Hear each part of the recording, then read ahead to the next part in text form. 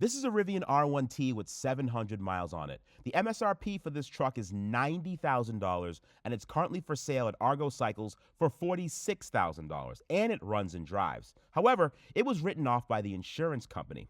Now for the first minute of this video, I'm going to show you all around the truck and I want you to guess as to why this truck was written off by the insurance company. Now mind you, no airbags went off.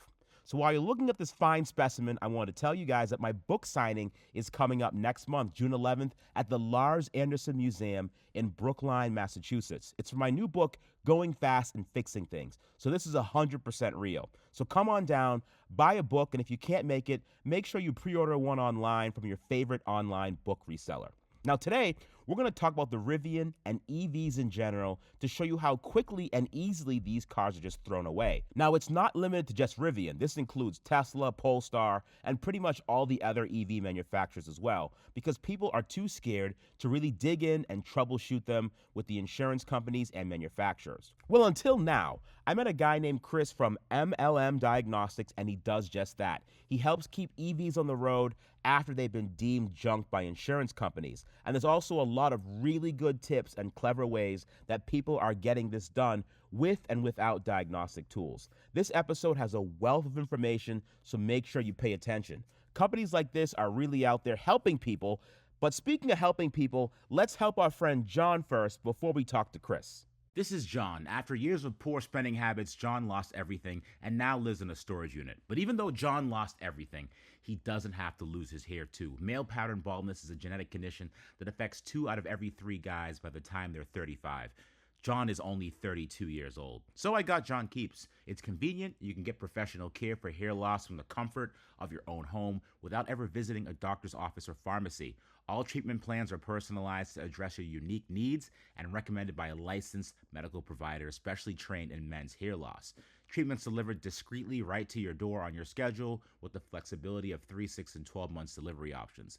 Plus, you can adjust, pause, or cancel your plan at any time. Keeps offers treatments that are clinically proven to work, whether you're looking to prevent hair loss, stimulate hair growth, or just take better care of the hair you have. Keeps has you covered. Thanks to Keeps for sponsoring this video and for the free product. Hair loss stops with Keeps. For a special offer to get started, go to keeps.com/richrebuilds or click the link in the description. That's keeps.com/richrebuilds. Record now. This is the funniest thing ever. Tesla Daddy. Or is it Tesla Addy?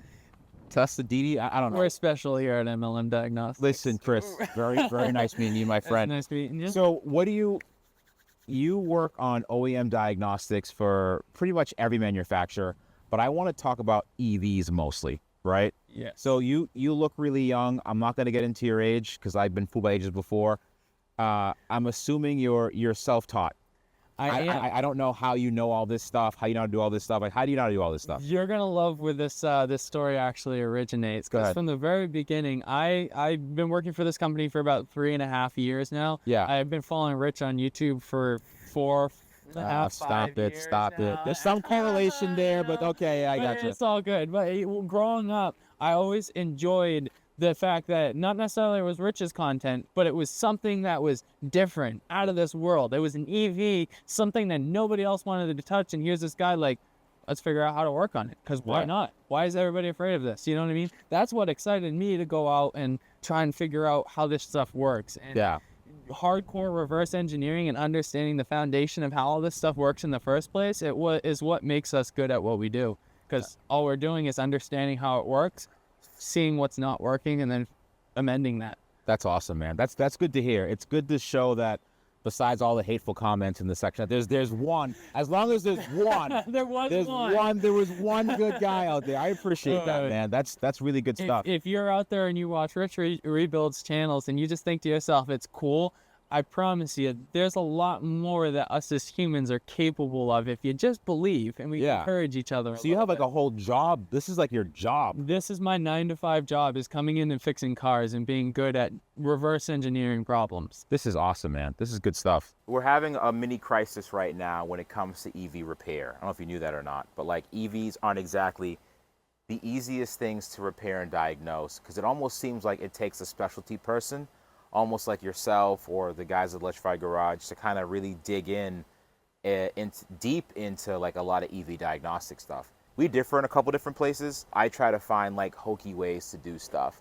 I try to find like these random software tools that you'd find in a barn, or something that fell off the back of a truck, or like some like Chinese Very hacker. unique. Yeah, very unique. Because honestly, it's a lot of it was financially driven. I don't know if you ever saw some of my older stuff, but basically, like, I didn't have any money to do a lot of this stuff. Like, I was the third or fourth hand EV owner, and I got it for cheap. Right. So when I buy a Tesla for, let's just say 15 grand, 18 grand, I don't have the money to spend thousands upon thousands of dollars on these tools to keep the car running, because essentially it's the same price as a Toyota Camry. You know, so already expensive enough to get in them. that's what I'm saying. So I think where we differ, and you'll tell me more about, but you use OEM tools to diagnose a lot of this stuff. So there's a bit of it that factors into, you know, the length of time we've been in business for. MLM Diagnostics has been going for 17 years, and we're part of an even bigger group, OSA, across the United States. We've got 36 companies all under us that, you know, we're different companies that all work for the same similar goal, similar processes. Right. And our thing is to go to the OEMs, to the dealerships, to the manufacturers, to purchase all of their subscriptions, their software, service information, calibration tools. Oh, so you do it right. Targets. Oh man, everything. I just touch two wires together and hope for the best. That's awesome, man. Do you want to hear something? You're gonna love this. Yeah, go ahead. This freaking wire string right here, this one little yellow string in my toolbox, this is specialty from Honda. Yeah. Right. Guess how much this string and this plunger costs? $100. $365 from Honda OEM. For what does this string do? It looks like a booby trap. This is a center line string for doing a front radar calibration. You string this under the vehicle and you use this, and it goes up, and it stays propped under the vehicle to hold your line center. So really? You can do measurements. This sounds like some weird government spending thing like that. So, you know, they have like $90,000 for a bucket of like washers, pretty much. Yeah.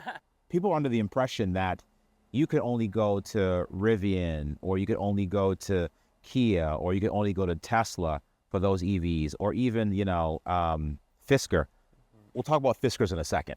That's going to be an interesting one. I'm on a Fisker kick now. Oh, okay. I'm like, interested. I'm salivating over those Fiskers, and that's going to come up really soon because, as you know, that company is having some financial issues. Yes. So essentially, there's so many cars on the road, the people that purchase them want to keep them going. So I'm kind of curious as to what clever things that you can do, even though you might not have OEM access to like Rivian and stuff. What are some of the ways you can go in and still diagnose stuff in a lot of these cars? All right, Chris, you ready to talk about what's going on with this Rivian in particular? Well, this Rivian came to Argo and Cycles and Raymond as a totaled vehicle. Originally, we're trying to figure out exactly why it totaled to begin with, because it came in a brick. There was no power anywhere in the car. Right. Dashboard wasn't lighting up, no power in the battery. So, you know, we've both put our eyes on it, trying to figure out what this problem was. And now that it's fixed, we'd like to figure out what the hell it totaled for in the first place. When a car comes into a body shop, the first processes are typically, you know, evaluating damages. The different color marks based on the collision shops will indicate different types of damages. Like a yellow mark for Wagner might have indicated something that's a little bit more concerned, or something that needs to total the vehicle, or a blue or a green mark might indicate something else. I know Richard pointed out over here up front, these studs right here where they mount, I think this holds the skid plate underneath. Right. Those studs are pushed back up and inside the battery, potential damage to any cells or components, hardware, electrical inside the battery. I mean, don't get me wrong, I totally understand the thought process of totaling the vehicle, but my thought is why put these studs in the bottom of the battery to hold the skid plate that's supposed to protect the battery? Now, this is a very good point. I thought I was crazy thinking, why would Rivian put the studs for the undershield of the battery under highly sensitive battery components? And after looking at this jerry-rig everything video, not only are the battery modules suspended, meaning they don't touch the floor of the battery case itself, but up front, where those studs are, they aren't in the way of any batteries, and they're also reinforced by aluminum. So even if the studs were to break through, they won't hit anything, and you could replace them.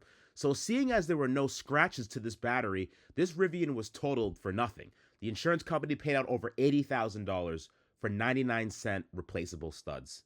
They avoid these cars like the plague. I'm going to get crazy now. They circled these, and these are relatively straight. So they were willing to total this vehicle just by these straight ones but they missed the bent ones. You get what I'm saying? That's a good point. So what they did, so they just pulled down the corner of this all together. They saw these two, they're pretty straight. That's all they did, yeah. They're straight.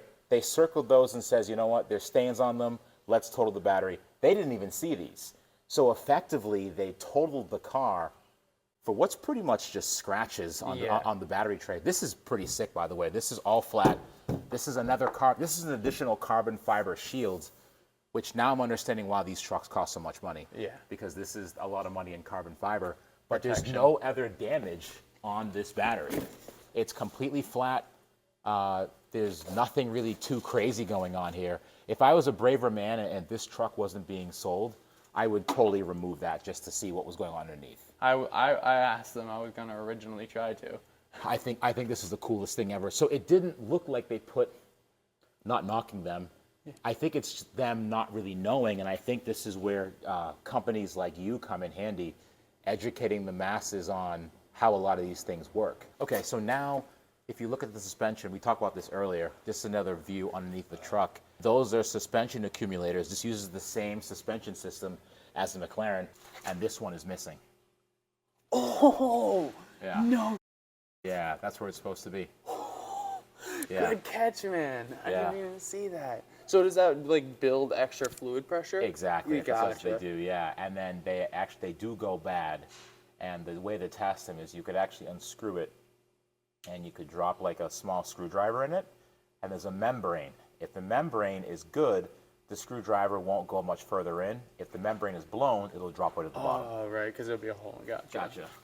Okay, so how did it go from, I remember you saying that this pack main contactor and the pre-contactor, there were two wildly different voltages, right? Correct. So how did it go from it getting hit in the front to the car actually working again? And what did you see under the hood that made it make more sense? So here's the interesting part about it. The whole front end of this was taken apart. I know that the battery management system was pretty much left intact for the low voltage system. It wasn't touched. You guys just jumped it right through the post inside. Right. Everything was left as is.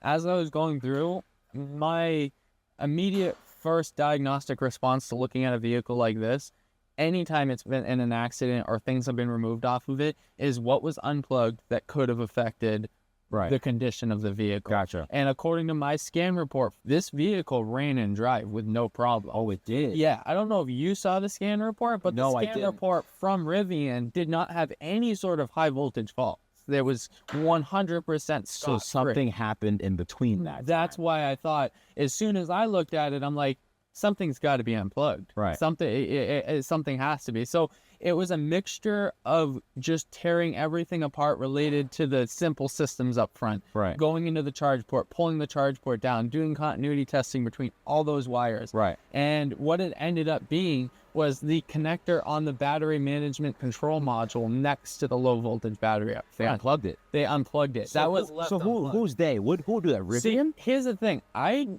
not entirely sure. I do believe it could be a way for Rivian to disable it because that's how Tesla does it. You know the red pull cables? Of course on I do. Teslas? Of course, yeah. That's a lens signal to the low voltage battery system. So wait a That's minute. why they disconnect that when it's a pull cable. But that's also the fireman safety cut loop. Correct. But there is a cut loop on this car. It's all part of the same network. But they didn't want to cut it because on the newer Teslas, it's integrated into the wiring harness of the car. you have to replace There's the no whole more harness. plug. Yep. I gotcha. So Okay. I'm thinking that Rivian, their way of disabling it, because I know they've gotten in trouble for just straight up disabling vehicles before, is just unplugging that sensing wire. And what they did is, I didn't notice it until I put all the stuff back in, Right. because it was tucked underneath everything. I wondered if maybe someone pulled it out or if they purposely, vindictively, like, All right, so now we have the Rivian under the hood, just so you can see what it looks like. I'm sure you've seen plenty of other videos from like Sandy and stuff. He took one of these Rivians apart, but this is like a real world view of what you could expect. I ended up pulling this battery out because this is a battery here. And then this over here is going to be the battery control module. I can grab one of the other Tesla batteries to kind of demonstrate what those are visually. But essentially, this control module monitors the draw from the low voltage power system. So if there's any draw that's out of range of what it should be, say like you're trying to jump start a gas car, you're trying to, plug in your microwave in the back of the trunk, any of those high draws will kill this low voltage battery because this is designed to keep your high voltage battery alive. Right. So when you end up pulling excessive draws, it kills this battery first. Interesting. You end up losing your contactors because the low voltage battery keeps the contactors. It's a plastic container that's hollow in the center. And it's the control module. Looks like a battery. Yeah, it literally, the control module just sits on top, and it's designed to look like a battery. I have no idea why they did that, but when I pulled it out, I originally thought I was jumping and recharging 2 batteries. Right. Same as you. Right. When I pulled it out, I was like, that's not a battery, it's a control module. And then I tested for voltage, nothing out of it. And then I realized that there's a lin signal going to that, same lin signal type as the lithium batteries in the Teslas. That's when I realized that this is a more glorified MOSFET converter for the low voltage power system on a Rivian rather than on a Tesla, because on Teslas they integrated all that. When you're sitting in your Rivian car and you need to get this thing going, you know what I mean, get it into service. We're going to go into service mode right here. Mm-hmm. It's going to pop up in this orange display. 1, 2, 3, 4, 5. And then right. This will not be visible until you hit this orange indicator 5 times. Right. And then it gives you a Thomas Edison quote. Right. Very original. Yep. There you go. Yep. And then What's a different code for a big vehicle? Nope. It's the same for a vehicle? yes, same for everybody. Oh. So Rivian, what are you doing? so when I came in here, see how it says pack main contactor? Yes. This was the contactor. I have a picture of it that had 3 volts on it only. Really? 3 volts originally. So when I came in here, I saw 432, 3 volts. I'm like, why? This car shouldn't have 3 volts anywhere. Right. There's no function or system in this car that should have 3 volts. Right. So that was my problem child. And I even verified with someone else's data list Rivian display from there. Right. Yeah, that it was incorrect. So when I started diving into what this was exactly related to, the pack main contactor is the contactor on the right side of the battery that's in charge of charging the high voltage battery. Mm-hmm. Unlike most EV vehicles, this has 2 contactors. One is specifically designed for charging, one's your output. Right. You know what I mean? I don't know why they do that. Maybe in the future we'll get better into, but what I conclude is the pack main contactor is the right side contactor, specifically responsible for the charging portion of it. Right. So I knew from the start, front end impact, the charging port is up front. I was dealing with something related to the front of the vehicle. Exactly. In my industry, our job is to look at what happened to the vehicle and pretty much be a forensic investigator to go backwards through the history of what happened, who worked on it, what was done to it, and then figure out if it's fixable, what went wrong in the process, and then to reverse engineer it. But using this, I was able to determine after we got this front plugged back in, the pack main contactor came back. Afterwards, we figured out that the frunk doesn't necessarily have a lot to do with this. Right. The truth be told, there probably isn't much of any relation between the frunk itself and the main contactor. Right. At first, I think you were under the impression that when the vehicle came in, it was disabled by a technician, whether that's Rivian or the service center that it was at before, to take the car apart. Exactly. And I actually, just to make sure, because right in here, so if I go, when you get Rivian dealer certifications, logins, when they give us access, that is your gold. Take this. Mm-hmm. That website right there, once you have your specialized IP address, is Rivian's mobile website for doing diagnostic scanning. Really? That's their website. Because I know that .goriv.co is the website for their diagnostic scan tool. I just don't have access to the IP network that it's on. Well, we actually saved the Polestar 3 from being totaled. Really? That was the one that was a big one. We're also trying to give the insurance company the ability to give their customer their car back without totaling it. Right. You know what I mean? Like that Polestar 2 was, I think, 15 grand away from totaling, and that whole R&I was a couple grand short.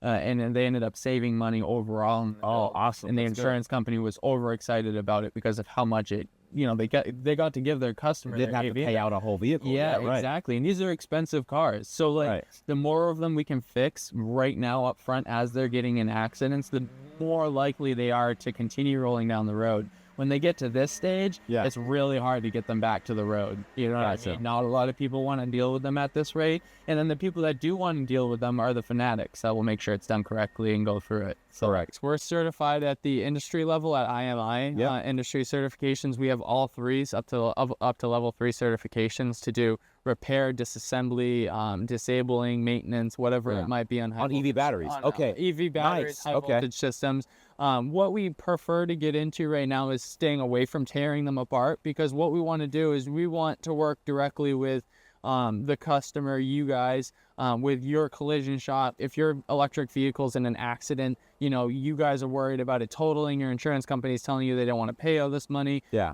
We're based out of Hudson, New Hampshire. It's right down the road here. And we will specifically deal with trying to help you guys keep that EV on the road. You know, it's really good to see stuff like this because people, New Hampshire isn't synonymous with modern technology.